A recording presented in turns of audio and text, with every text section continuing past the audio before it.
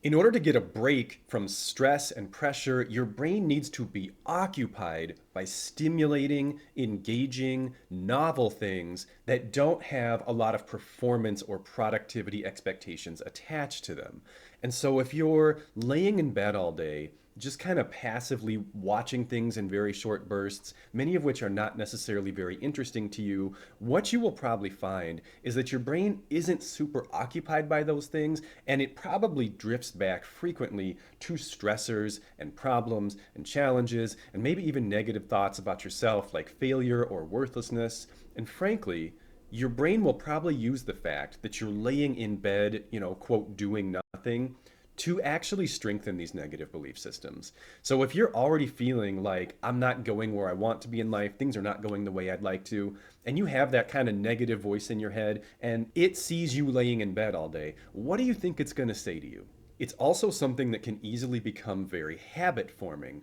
We are very like routine and momentum based creatures, and our general tendency or natural pull every day is going to be to live today pretty much the same way we lived yesterday. So if you have a whole day where you don't challenge yourself at all and don't make yourself do anything, you're probably going to wake up the next day feeling somewhat of a desire to do the same thing, which essentially is nothing. And this can create what I call a false depression, where you start to experience some of the physical and psychological symptoms of a depressive episode, not because your brain chemistry is actually being altered by a mental illness, but because you are living your life in a way that feels depressing.